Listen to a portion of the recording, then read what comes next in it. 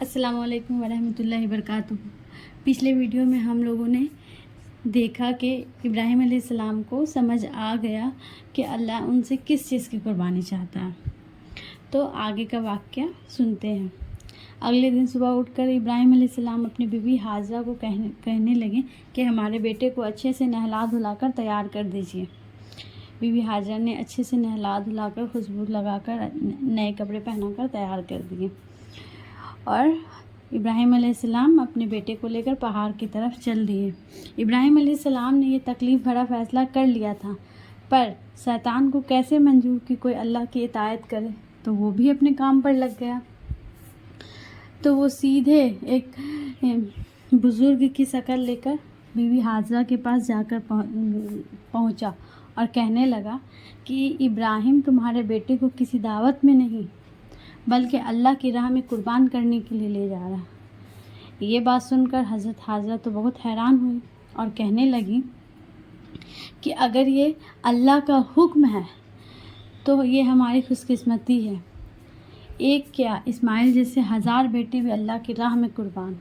سوچئے ایک ماں کے لیے کہنا کتنی مشکل کی بات ہوگی۔ پھر جب یہاں سے شیطان مایوس ہو گیا تو اسماعیل علیہ السلام کے پاس پہنچا اور کہنے لگا کہ تمہارے بابا کسی دعوت میں نہیں بلکہ تمہیں اللہ کی راہ میں قربان کرنے کے لیے لے کے جا رہے ہیں۔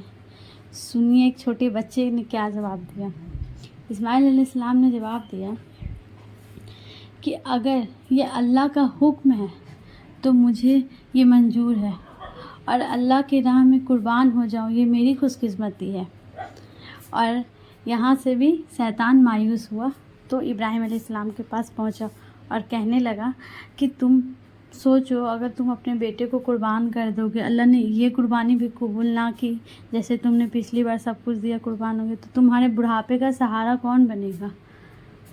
تم نے کتنی منتوں سے دعاؤں سے مانگنے کے بعد تمہارا بیٹا اسماعیل پیدا ہوا، اور تم اسے اللہ کے راہ میں قربان کر دو گے اور اللہ نے قربانی قبول نہ کی تو ابراہیم علیہ السلام غصے میں آ کر شیطان کو پتھر مارنا شروع کر دیا۔ یہی وجہ ہے کہ جب لوگ حج پر جاتے ہیں تو شیطان کو آج بھی کنکری مارتے ہیں، اور یہ حج کے اہم ارکانوں میں سے ایک ہے۔ تو باقی کا ویڈیو 3rd پارٹ میں آئے گا، اور آپ لوگ سوچیں اور اپنی ایمان کو مضبوط